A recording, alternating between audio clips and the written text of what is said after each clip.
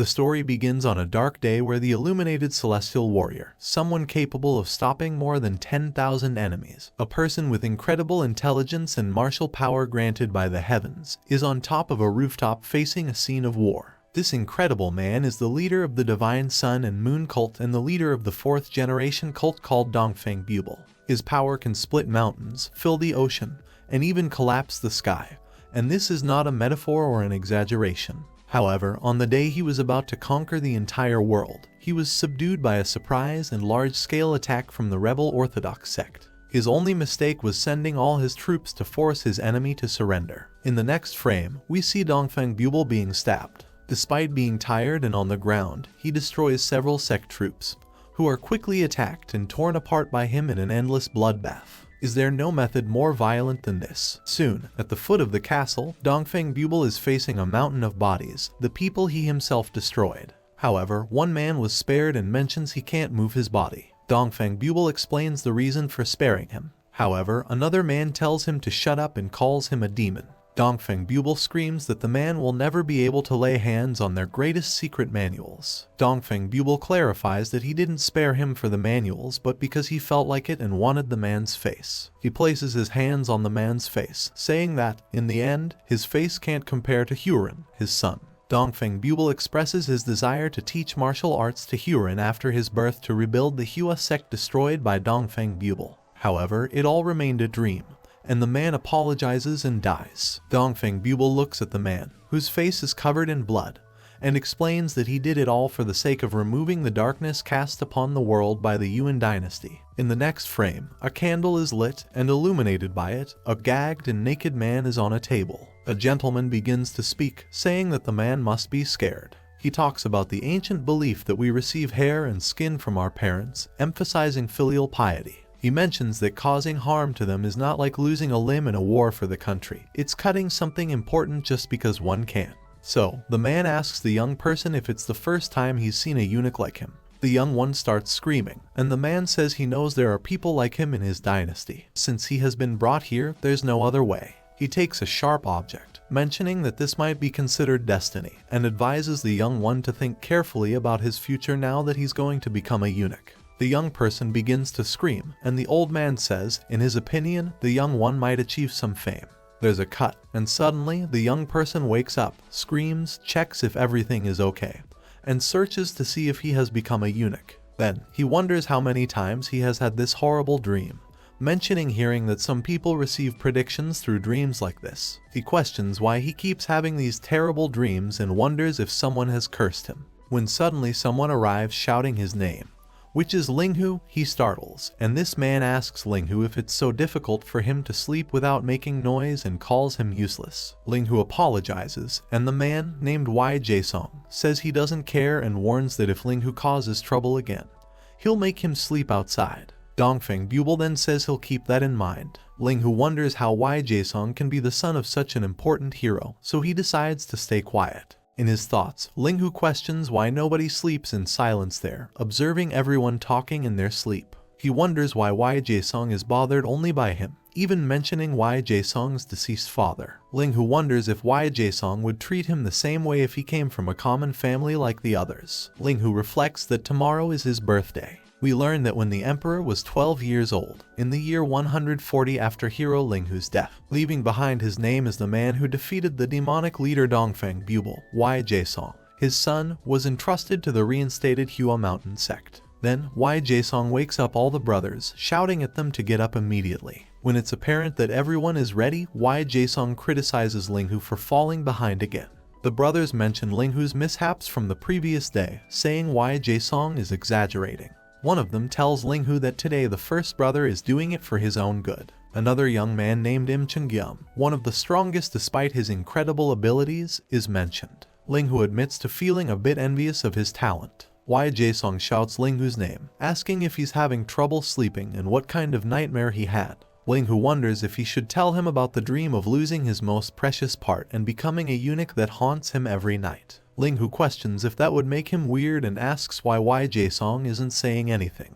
Linghu decides to forget it, warning that if Jaesong finds out, he'll call him an idiot. Linghu starts to speak but is interrupted by himself, telling him to forget it. With no reaction from Linghu, he expresses his dislike for being called an idiot. Jaesong talks about the curses of the orthodox sects, how they formed a grand alliance when they were on the verge of destruction, and did nothing. He emphasizes becoming the strongest, introducing Linghu Jiang as the one who should become the strongest in this complicated world. Jaesong says Linghu is too weak for this challenging world. The scene changes to the brothers' training, where Jaesong announces that today's training is cancelled. He mentions they'll fight a lot tomorrow and, for today, they'll work on the 6 harmonious arts and the basic internal Kai cultivation technique. Jaesong says that learning this technique is the only way to purify their body and mind. We see a brother who finds all of this boring in his thoughts. Jaesong calls him, saying that if he doesn't want to do it, he can go clean the Taoist hall or the training ground for tomorrow. The brother apologizes and says he will do his best in tomorrow's training. Jaesong then asks another brother what he is doing, and he says he is regulating his breathing. Jaesong mocks him, saying he looks like a spider monkey trying to imitate a human. He shouts, questioning how they will achieve anything in life if they train like this. Someone is seen climbing the stairs. Meanwhile, Jaesong continues explaining how to use Kai, and Linghu comments that this is just the basics. Jaesong instructs them to inhale and silently exhale the old energy through their mouths, reminding them to remember it. He tells them to repeat this at least 30 times. Then, he instructs them to reverse the principles of the 6 harmonious arts, to concentrate, and to start from a small point that will gradually grow. He emphasizes that the 6 arts are a technique that fills the darkness of their hearts. Linghu walks among the brothers, observing Chungam training perfectly, and comments that the others aren't worth looking at because they lack talent. However, he encourages them to improve and become first-grade martial artists, making the sect strong. Suddenly, Jaesong notices something incredible, a blue glow emanating from Linghu. He wonders if this is really Linghu. Jaesong is surprised by Linghu's amazing ability and shouts for him to stop. Linghu doesn't respond immediately but eventually stops. When he comes to his senses, he sees everyone staring at him, asking what just happened and how he did it. Linghu asks what he did, and one of the brothers tells him that he just performed the 6 harmonious arts perfectly. Linghu questions if he did it perfectly, and Jaesong tells the brother to be quiet. Jaesong then slaps the brother's face, shocking everyone around. He asks what he did, and Jaesong calls him arrogant, questioning if he thinks the 6 harmonious arts are a third-class martial art that kids like them can perform perfectly. Jaesong states that it's the most basic type of martial art, and they shouldn't underestimate it. Following this, Jaesong scolds the brothers at length. One of the brothers says that Jaesong shouldn't treat them this way just because he's the oldest. Another brother tells him to calm down. The young man who received the slap decides to go home.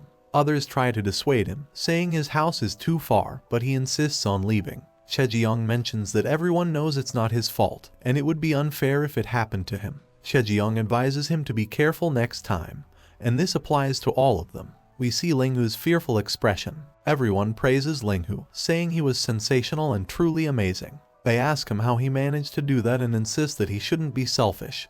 He should share it with them. Linghu says he doesn't know how he did it and doesn't remember anything. The brothers find it impossible for him to forget something so important, and when they suggest he should share, Linghu sweats, feeling like he's lying to his superiors. He thinks he genuinely lost consciousness while following Jaesong's breathing instructions and can only recall not knowing in what position he was before regaining consciousness. Then, Linghu sees a silhouette resembling A1.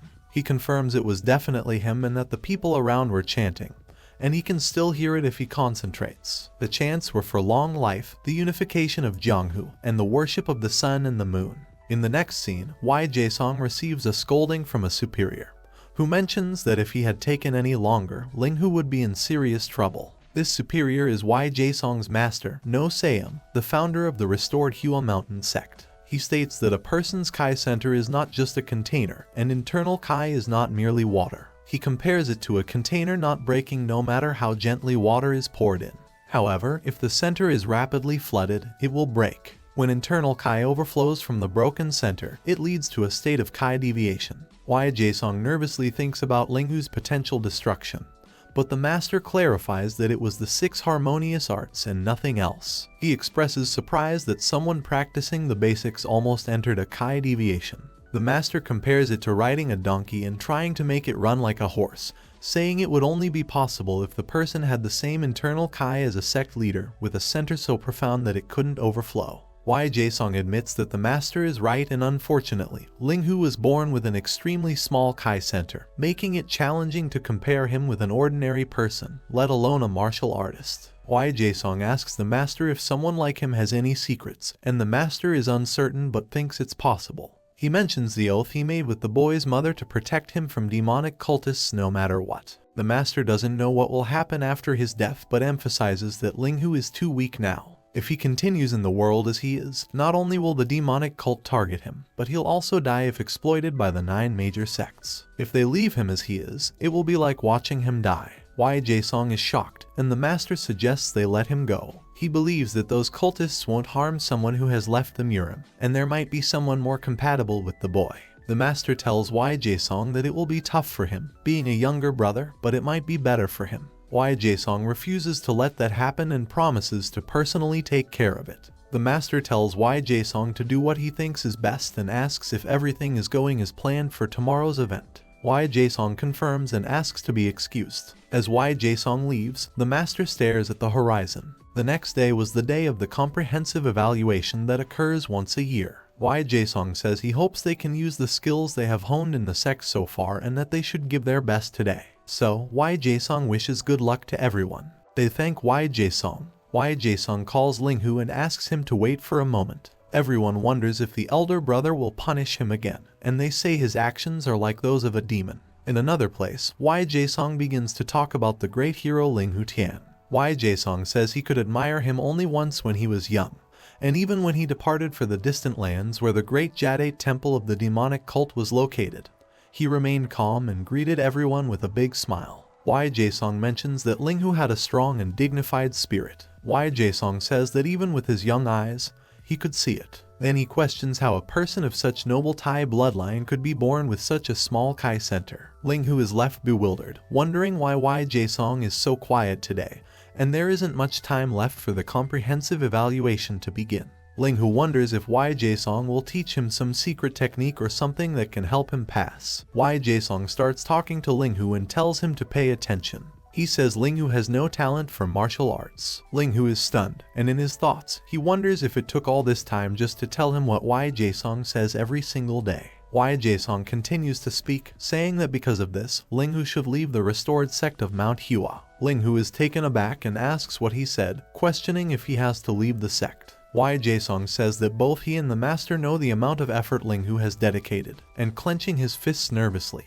he says the master was a disciple of his late father. Jaesong shouts that it's the reason he joined the restored sect, as his father was a member, and it's only natural for him to be one too. Jaesong claims he has no right to expel Linghu, and he always finds some reason to criticize him. He asks why Jaesong hates him more than others, calling him very cruel. Jaesong becomes furious and tells him not to misunderstand. He says Linghu is smarter than everyone else, grabbing his shoulders. Jaesong acknowledges Linghu's fame among the brothers for memorizing everything he reads at least once. He talks about how marvelous Linghu would be if his martial arts were as good as his memorization skills, mentioning that each person has a different innate strength, and that's the reason. Then, Jaesong tells him to leave the sect, take the past as a lesson, find a way to succeed on his own, and become a high-ranking official. Jaesong says the current world is no longer a world of barbarians. Linghu mentions that he always thought Jaesong hated him.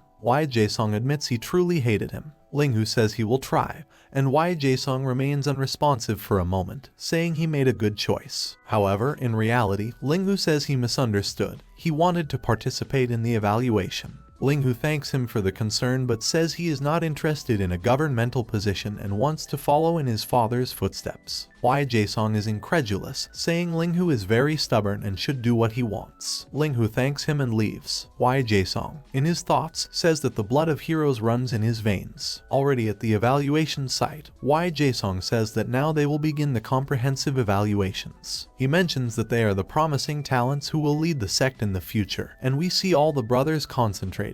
Jaesong adds that to repay the master's generosity, they must fight to the best of their abilities. Jaesong shouts, asking if they understood, and they shout back affirmatively. The master looks at Linghu, who is among his disciples. The master wonders if Jaesong failed to make him give up. Linghu apologizes to the master, and in his thoughts, the master says that in the end, instead of inheriting his father's talent, Linghu inherited his stubbornness. Then, we see Linghu saying that Wei Jaesong wanted to take advantage of him just for something like this, so he tells himself that he will do his best. When Linghu is about to fight an opponent, the opponent attacks, nearly hitting Linghu. The opponent says there's no need for him to run, and he delivers a blow called Dark Double Fist, hitting Linghu. Linghu defends himself but feels the damage. Next, Wei Jaesong explains the fight, stating that Linghu is no match for Lim Chungam and that Linghu is using all his strength to defend himself. In the ongoing fight, Chungam says Linghu still has a long way to go and punches him again.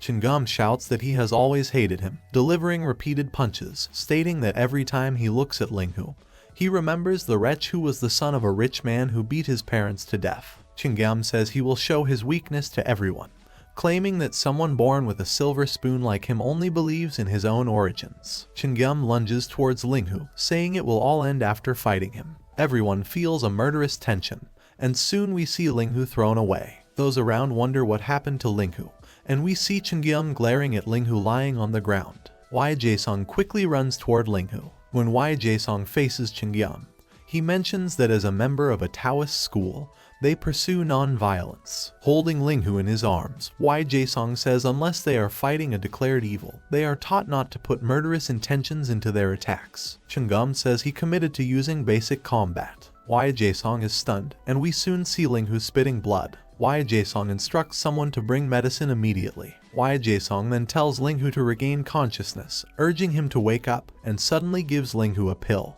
When Linghu wakes up, he asks what they are doing and stares at Wei Jaesong. Linghu then asks if the disciples are safe. So we see a flashback of Dongfang Bubai saying that he named himself that because he was never defeated. Returning to the fight, Wei Jaesong asks Linghu how he ended up like this and if he is awake. Linghu asks who the gorilla guy referring to Wei Jaesong is, and Linghu says he doesn't remember seeing him before. Wei Jaesong doesn't understand the situation, and Linghu asks where he is. Wei Jaesong wonders if he lost his memory when he hit his head on the ground. Wei Jaesong tells him to calm down because he passed out after a beating during his training and even coughed up blood. Everyone around Linghu is happy that he is alive. Then Linghu remembers the Demon Lord's flashback and wonders if he is the Invincible of the East. Wei Jaesong says he really hurt his head, and Linghu asks Wei Jaesong what name is this. Then all his memories return to his body, and in his thoughts he says that he is not Linghu Tian, but actually his son. So, Wei Jaesong asks Linghu if he's back to his senses and says that he noticed the fight and that he should leave the platform. Linghu asks if he really lost, then starts laughing and says that it's funny. Wei Jaesong stares at him, and Linghu says he can't believe he's saying that to him, and asks again if he lost the fight, and quickly does a somersault and gets up. Wei Jaesong in his thoughts wonders what's happening, and how he can be so well after vomiting blood and losing consciousness, and now he's talking as if he were an old man, or another person transferred. Then Wei Jaesong wonders if the fight changed his personality. Then he says that even though he has improved, he will end the fight. Chungam apologizes and says he couldn't hold back his strength and fears that Linghu might get seriously hurt if they continue this duel, so Linghu says he's okay and asks to continue. Because, as he can see, his double shadow fist and even his flying kick didn't cause much damage to him. And with a disdainful face, he asks his brother if that's not true, surprising Chungam, and with an angry expression on his face,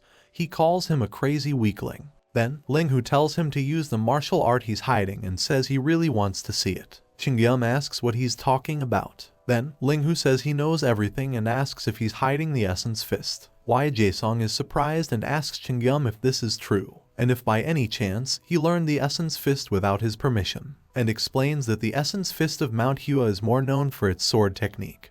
But before learning it, one must learn the MANHUA Essence Fist, and the technique can only be taught to those approved by the master, meaning Chungam has not been approved to learn it yet. Chungam asks him to wait and says he happened to see the older brother practicing in the middle of the night, and that he learned it by accident. Linghu says that obviously he is lying, and clearly it was not an accident. Wei Jaesong asks Chungam to tell the truth. When Wei Jaesong was about to punish him, the master says that this is quite surprising and mentions that he had no idea that Jianghu had such a passion for learning. He says that the past is in the past, and there's nothing they can do about it. In this case, the master would give him special permission to use it only once. Jaesong is surprised. Then the master instructs Jaesong to leave the platform, stating that he is disrupting the boy's training. In his thoughts, Jaesong wonders what his master is planning. Then, Linghu tells the older brother not to worry about him and that he should step down because it will end quickly. Everyone is shocked by Linghu's words and wonders if he has really gone insane. Chungam agrees to restart the fight. They quickly resume the fight, facing each other. Chungam asks Linghu why he is so arrogant and that he has never known him to be like this. He yells that he will regret saying that and charges towards Linghu. Linghu says that he disappeared, and everyone around wonders the same. Then, we see Linghu evaluating the situation and saying that he will probably use the flying fist stance, and the higher the user jumps, the greater the power. We see Chungam charging towards Linghu, and when he almost reaches him, Jaesong wonders if he is really trying to kill Linghu because he jumped too high. Then, we see that Linghu easily dodged Chungam's attack, saying that this move leaves the user vulnerable. Chungam is meters away from Linghu and with his back turned. When Chungam turns to see what Linghu is planning, he is surprised by a low blow that knocks him down, rolling in pain on the ground. Chungam asks Linghu if this is an honorable move and if he has no shame. Linghu then asks if he wants to continue the fight even with such a big difference in skills. Chungam asks how dare he mock him. He quickly goes to kick him again, exclaiming that someone without skill like him can only dodge the attacks of the best fighter in the restored sect of Manhwa. As Chungam's punch approaches Linghu, he quickly grabs Chungam's arm, immobilizes him, and mocks him, saying that this is the best and it's shameful on his part. Chungam curses him, and then we see Linghu throwing him away. The master declares that the fight is over, and everyone is surprised by the sudden turnaround in the battle between Linghu and Chungam. The master finds it incredible because Linghu was neither fast nor strong, yet he managed to predict all the opponent's moves. Chungam asks how he can do that, and Linghu explains that he tried to control his strength, but he can't do more than that. Worn out from the fight, Chungam accepts that he will have to kill him, shocking everyone. We see Chungam using the Essence Fist, and Linghu waits for the strike. Chungam asks if he is afraid now and that he will regret all of this. Linghu says he'll pay to see if that power can destroy him. Chungam instructs Linghu to get ready. In his thoughts, Linghu wonders if he should let Chungam attack him and thinks that if he were in his original body, he would have killed him like a mere ant.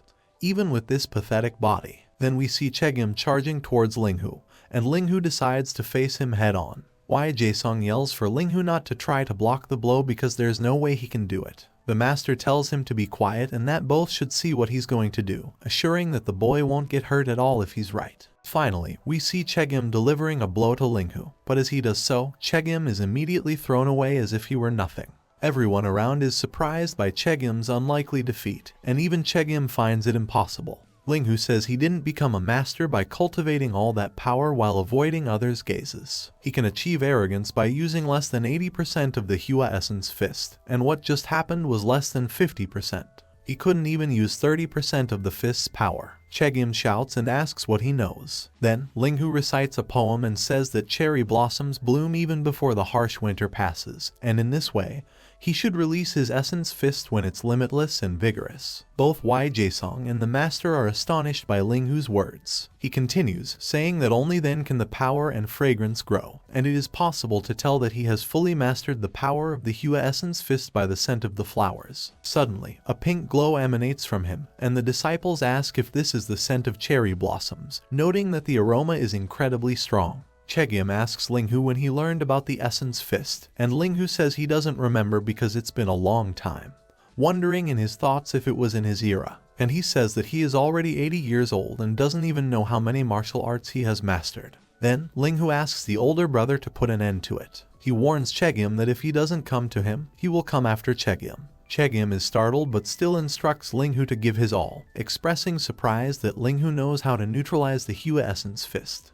Despite the strength of Chungam's attack, Linghu mentions that its range is shorter than that of the double fist. Linghu says that he will give Chungam a narrow space to execute his deadliest attack. Chungam calls Linghu and says he will gladly receive his blow. When Linghu finally goes to strike Chungam, he disappears from the platform, and a strong scent of cherry blossoms acts as a feint. The actual move is a strike to Chungam's back, catching him off guard. Linghu mentions that it's a punch technique even children can imitate. The punch is so powerful that it breaks Chungam's ribs, and he is immediately thrown away. A simple yet extremely strong punch. Everyone in the audience is crying and surprised by Linghu's majestic punch that knocked Chungam unconscious. Then, we discover that, in reality, Dongfang Bubai was in Linghu's body. He wonders how he failed in the body swap. Dongfang Bubai attempted to use a legendary demonic art that allows the user to freely move the soul of others and control the target's body. Dongfang Bubai reveals that 14 years ago, he placed Linghu Tian in a state of hibernation to destroy his mind and steal his body. Among all the opponents he fought, Linghu had the highest potential, and his face suited Dongfang Bubai's taste.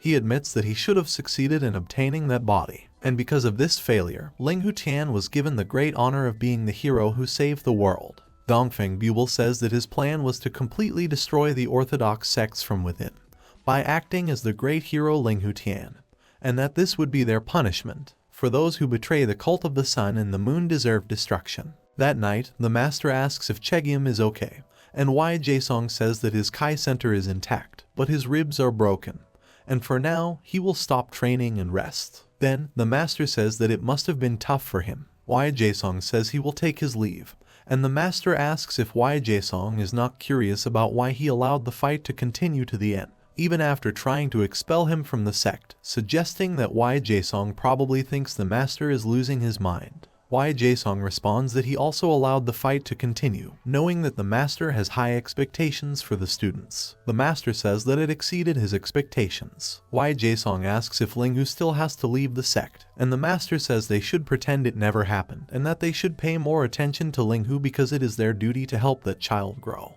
In the next scene, we see Linghu staring into the horizon, saying he can't sleep because of this unresolved issue. Even though he mastered the great art of soul transfer just a year before the collapse of the cult of the sun and the moon, he finds it difficult to sleep. He shouts, as mastering this power was very challenging, and Dongfang Bubai says he almost fell into a state of Kai deviation. We then see a flashback of Dongfang Bubai spitting blood from his nose. He mentions that he wished he could have closed the gates and focused on the cult of the art if possible, but the chance to conquer the world revealed itself to him coincidentally. He wonders if it was a trap and explains that the one who discovered and offered him this great art was one of his most trusted subordinates, Zhang Longyan. He questions how someone as loyal as Zhang Longyan could have betrayed him. He theorizes that at the moment Linghu Tian's love broke and Dongfang Bubai tried to commit suicide, someone must have killed his empty body. He explains that the main rule of the soul transfer art is that the target needs to be alive. In other words,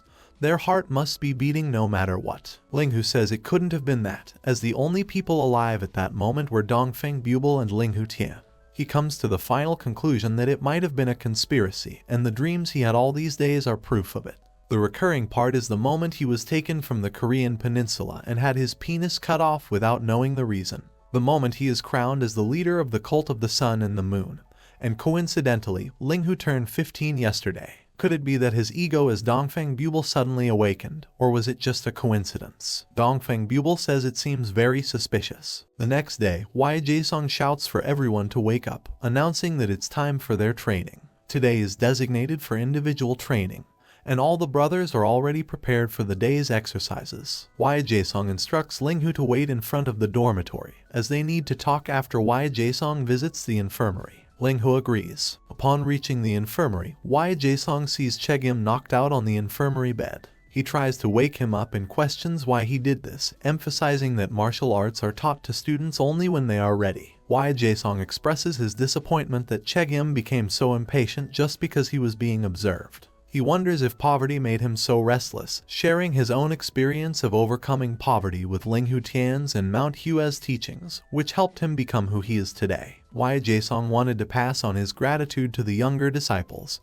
hoping to restore the sect through them, but now he feels he failed to instill hope in Chungam. Despite this, Wai Jaesong believes Chungam has the potential to become the pillar of the restored MANHWA sect. Both he and the master entrusted the sect to Chungam, expecting him to become a teacher who can convey these feelings to the next generation. Wai Jaesong encourages Chungam to endure and, just as he believes in him, hopes Chungam can trust in himself. He mentions that learning the secret technique of MANHWA involved breaking a sect rule, and when Chungam wakes up, he'll have to face punishment. Wai Jaesong hopes Chungam understands why this is necessary, and urges him to focus on improvement before leaving the infirmary. In the next scene, tears flow from Chungam's eyes. When he opens his eyes, he dismisses Jaesong's words as nonsense, questioning if they really think he believes in such things. Chungam recalls using the Essence Fist and how they acted furious but said nothing when Linghu used it. He believes that spending countless days practicing the Hua Essence Fist, it's impossible for Linghu,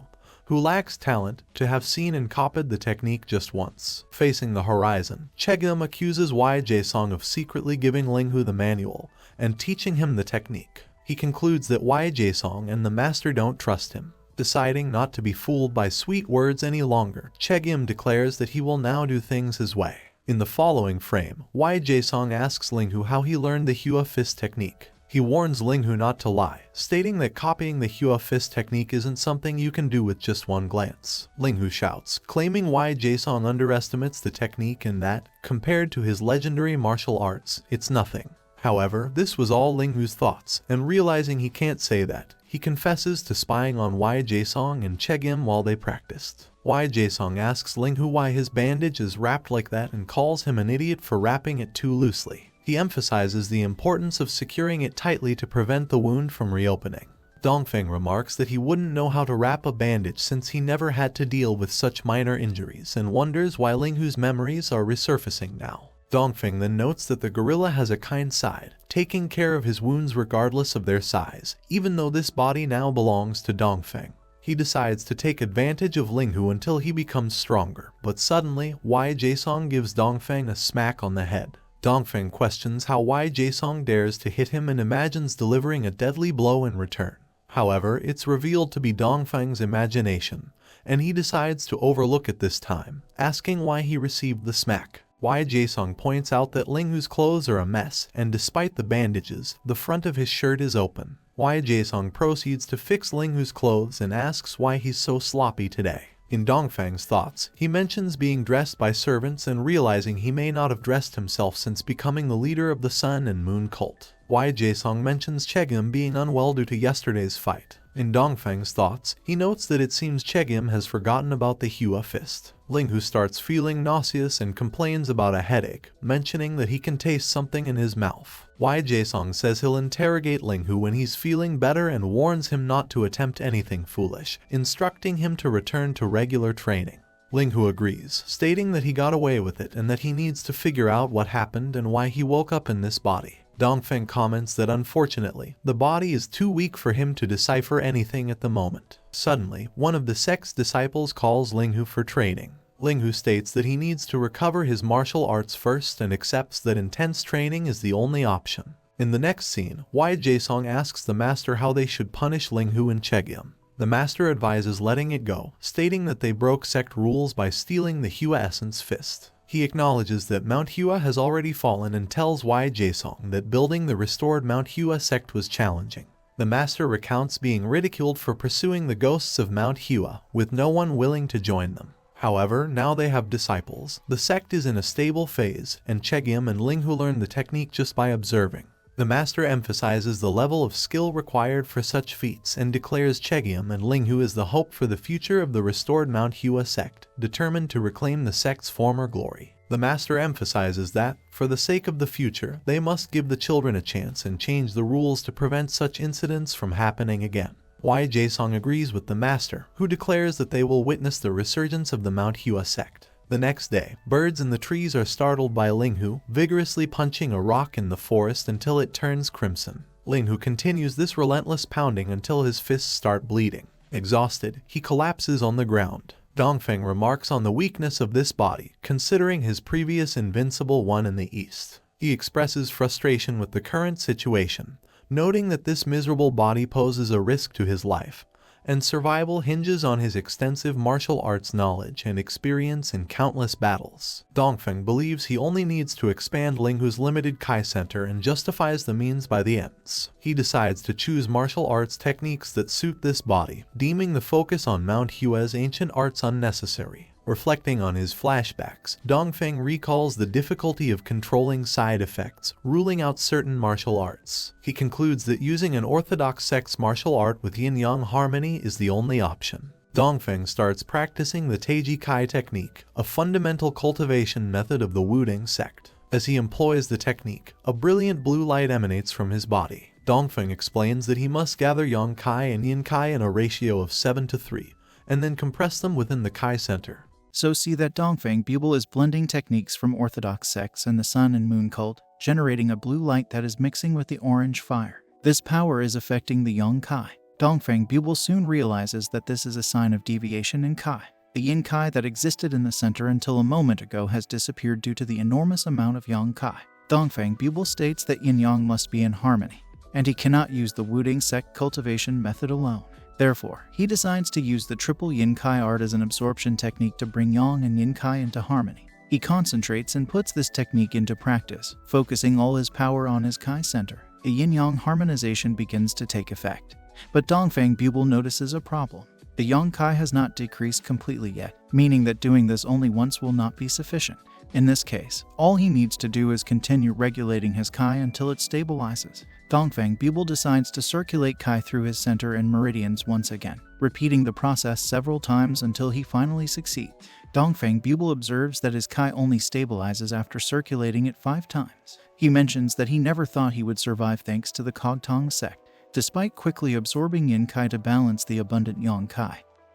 He wonders how things ended up that way. In his past life, after reaching the unrestricted realm, he could use Yin-Yang Kai as he pleased, and something like this never happened to him. He questions if it's a rare phenomenon of that body. Deciding that there is no longer a need to use his Kai, supported by the Yin Kai located in the corner of his Kai center, he rapidly elevates thanks to the Taiji technique. Dongfang Bubai explains that one side means softness while the other means rigidity. Purple light emanates from his body, and he claims that it started with the essence Hua Fist but has transformed into an entirely new martial art. Dongfang Bubai states that this martial art has power and efficiency that even sect leaders cannot easily recreate. We then witness the destructive power of Dongfang Bubai, and he asserts that nothing is impossible. He notes that his Kai center has expanded tremendously, possibly doubling or quintupling in size, automatically replenishing Yin Kai with Yang Kai. He speculates that there might be a hidden secret in this body that even the old man doesn't know about. Returning to daily training, Linghu Jiang defeats another student.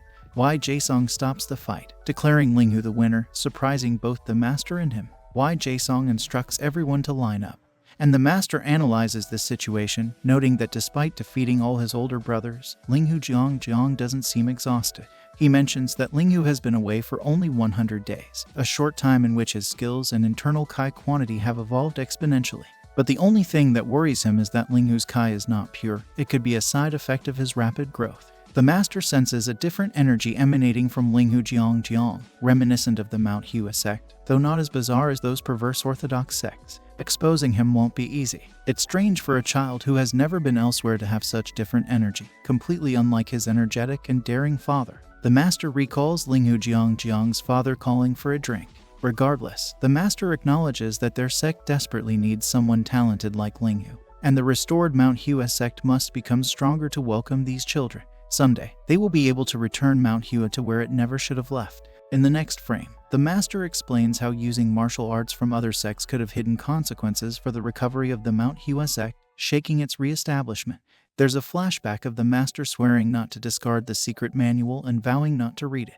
He remembers when he and Wei Jaisong moved away to avoid attacks from countless Shaanxi sects and settled near the capital, enduring people's radicalization, calling them government puppies. All of this was done for the restoration of Manhua's lost glory. Suddenly, the master's thoughts are interrupted by Wei Jaisong, who tells Linghu Jiang not to get complacent and to continue progressing.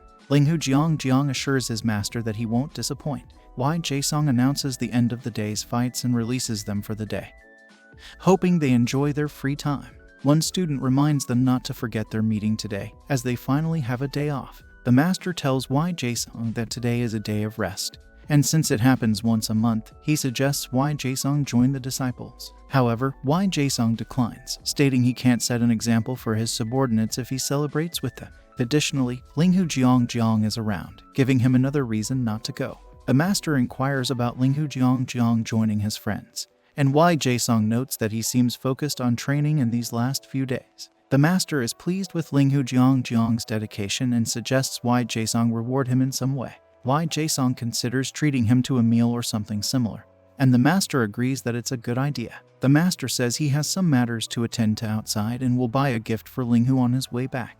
Why Jae-sung understands and asks when he will return. The master replies that it will probably be tomorrow and instructs him to take care of the sect in his absence. Why Jae-sung assures the master that he can count on him. Later, in the disciples' quarters, Why Jae-sung decides to do some tasks. Thinking that Linghu Jiang is likely focused on cultivating his technique, Why Jae-sung, as the older brother, decides to bring him a meal to rejuvenate his body. When Why Jae-sung opens the door and calls for Linghu, he finds no one there. He wonders if Linghu is training somewhere else that day. Why Jae-sung searches the entire monastery for Linghu Jiang, wondering where he could be. Suddenly, he sees an elder who is the sect's janitor. Why Jae-sung asks him if he has seen Linghu Jiang anywhere. The elder asks if he's referring to the son of the great warrior, and mentions that he said he was going to the Putero with the other disciples. Why Jae-sung then asks if the brothers really went to a Putero.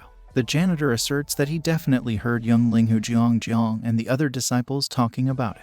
Despite being old, the janitor claims that his hearing is as good as that of a white hunting dog. Why Jae-sung wonders if the kid really went to a Putero, considering it's not impossible, and that Linghu Jiang is 15 years old, naturally interested in playing with children his age. He recalls Chegya making a mess due to a momentary lapse and acknowledges there's no guarantee Linghu Jiang isn't headed down the same path. However, it hasn't been long since he left his mark. Why Jae-sung remarks that Linghu Jiang doesn't seem like the kind of kid who would easily indulge in laziness. Still, considering he is a child, for some reason, Why Jae-sung has a good feeling about it and hopes he's not wrong. We then see Linghu Jiang going with the disciples, and they mention that there's no turning back. The Dawn Pavilion is known for its white sorghum. Linghu Jiang asks his brothers if this is some kind of third-rate sect, expressing disapproval that they don't have enough time to train a sect claiming to have inherited the legacy of one of the most prominent Taoist schools on Mount Hua. He remarks that the headquarters of the Union of the Nine Great Sects is located in the depths of mountains or rugged terrain.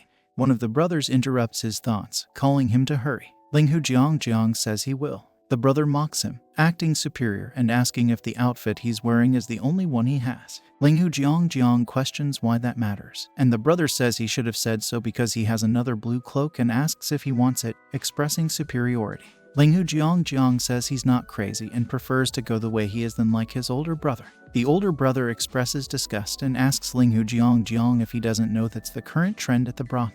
Another brother appears and says that since ancient times, what completes the style is the face, and even without the cloak, Linghu Jiang looks much better than him. The two start fighting, and Linghu Jiang watches the scene. In his thoughts, Linghu Jiang says it will be quite tiring to call these individuals older brothers. A third brother comments that he is indeed handsome, and despite the lack of jewelry and messy hair, Linghu Jiang has an elegant demeanor. They all proceed on their way to the brothel. One of the brothers says they are going to celebrate Linghu Jiang's birthday that day, and they should make the most of it. Linghu Jiang suggests they ignore it, but the brother insists, mentioning it has been 6 months since their last visit to the city. Linghu Jiang wonders if it was before, and the third brother reveals that he pretended not to remember but was rejected by Miss Huyen. Linghu Jiang asks who Huyen is, and Dongfang Bubai catches a glimpse of Linghu Jiang's memories and remembers that Huyen is a courtesy from the Pearl Porbor Pavilion. Dongfang Bubai sees in Linghu Jiang's memories that he even sent a love letter. Dongfang Bubai says it's definitely something the kid did and not him. Dongfang Bubai mentions the problem linked to his reputation as the ruler of the Miram and emphasizes the need to make clear the difference between them. Linghu Jiang claims his brother must be mistaken and that he only picked up something Miss Huyen dropped. The brother suggests confirming it at the pavilion. Linghu Jiang asks if there isn't a better place, and the brother teases him, asking if it's because of Miss Huyen. Linghu Jiang denies it, but another brother tells him to stop whining and follow them. Arriving at the pavilion, they quicken their pace to get there soon. Dongfang Bubai comments that he can't believe Huzhou, once a small fishing village surrounded by a huge lake, has become so prosperous, turning into the new capital. Arriving, one of the brothers says he'll drink all night. Another brother remarks that the entertainment district looks completely different at night compared to during the day, but there are many deceptions. Some vendors ask if they want to see the beauties they have in the brothels. They decline, stating they already have plans for the day. Suddenly, a woman approaches one of them and suggests they visit their pavilion if they have nowhere else to go. The brother refuses, saying they have work and will save it for later. Dongfang Bubai comments that these fools want to act like lords and only want to appear dignified in such situation. He thinks they should have the same attitude in their training. Finally, they reach their destination, and Dongfang Bubai is startled by the Pearl Porbor Pavilion.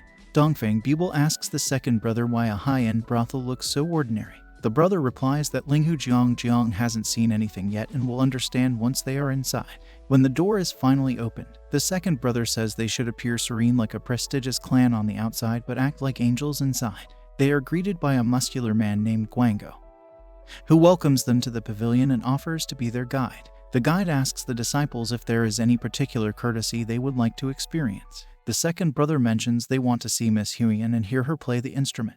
The guide apologizes, mentioning that Miss Huiyan is already serving another client. He suggests they could see Miss Renmei, who recently joined and is 2 years younger than Miss Huiyan but is better at playing the instrument. In his thoughts, the guide feels that the second brother is giving him a stern look and senses he might get beaten if he doesn't accept another woman. The three brothers express that this is a problem because they came specifically to see Miss Huiyan. The guide dismissively laughs, saying there's nothing a mere subordinate like him can do. The second brother gets angry and asks if the guide knows who his father is. He mentions giving a truckload of money to the pavilion, dining with the owner, and his father owning a company in Guangzhou. The guide becomes nervous, and the second brother declares that he's done with him. The guide tries to say something about the second brother's father, but he interrupts, asking if he's heard of Elder Yun from the Yun Trading Company. The guide apologizes, admitting he didn't know he was Lord Yun, and immediately promises to bring Miss Huiyan.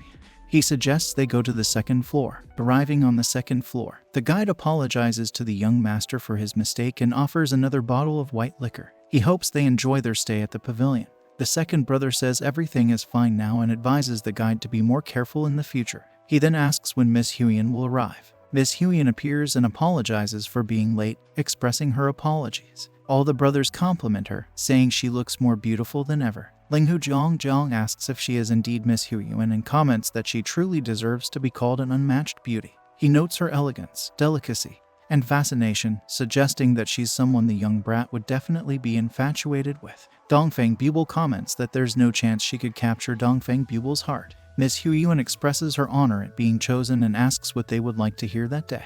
The second brother, noting it has been a long time since they last saw her, requests her to play Immaculate.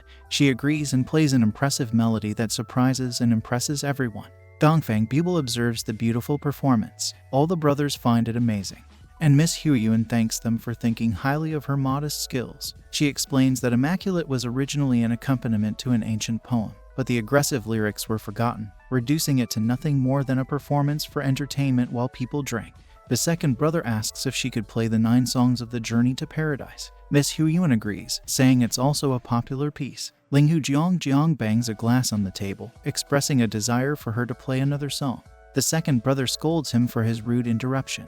Miss Huiyan reassures Linghu Jiang, asking about the love letter he supposedly gave her. Linghu Jiang claims it wasn't exactly a love letter. The second brother teases him, asking why it would start with my beloved Miss Huiyan if it wasn't a love letter, finding it cute. Linghu Jiang blushes and denies writing that part. Miss Huiyan asks him which song he wants, even if it's just a simple romantic one. He requests Night on Mount Guangling. Miss Huiyan is surprised by his choice, saying that the song is not suitable for entertainment and fears it would ruin the master's ambience.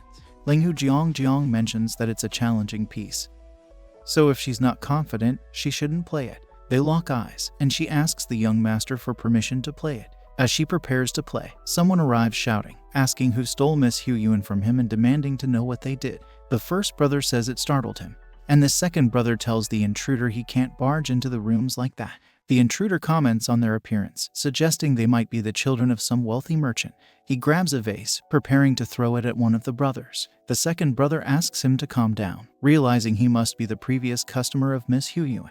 It seems they made a mistake, and everything could be settled if he joined them. He smiles slightly, thinking that if they are paid by YJ Song, he will kill them, so they should pacify the intruder and everything will be on him. The man starts laughing, and the second brother says that everything should be settled. Suddenly, he is hit by a vase, and he questions what the intruder is doing. The intruder proceeds to strike him multiple times, causing a lot of pain. The first brother, despite their earlier mistake, apologizes, asking what the intruder is doing. The intruder asks if they really think they would be fine after offending a son of the Imperial Counselor. Everyone is surprised to learn he is the son of the Imperial Counselor, receiving the Emperor's favor, the high-ranking official, Hua.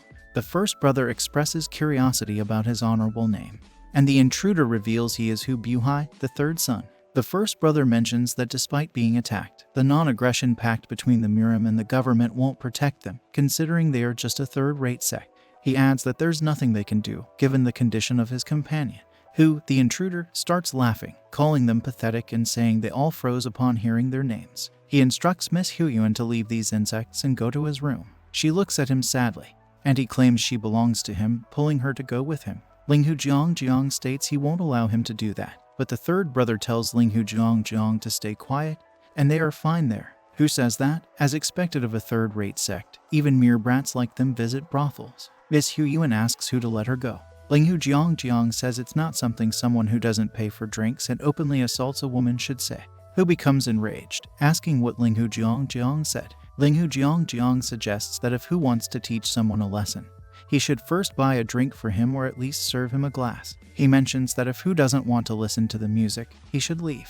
Hu asks what will happen if he doesn't want any of the options and sneers at Linghu Jiang, calling him a son of a whore. Hu prepares to strike Linghu, and the third brother mentions that this kick is the Heavenly Thunder, a remarkable technique of the Great Namgun clan, one of the 5 great clans, and warns Linghu Jiang that it's dangerous to take this blow head-on. As Linghu Jiang is almost hit by the attack, someone appears behind him. Linghu tries to turn and strike the newcomer. The third brother once again attempts to explain that even though the Celestial Thunder Palm is just a basic art, a prerequisite to learning the triple Celestial Thunder Palm, it is reinforced by internal Kai, making it incredibly strong. He mentions that Linghu is too close to dodge at this time and shouts for Linghu Jiang to be careful. Linghu responds that the third brother is being too loud and can leave it to him to handle Hu.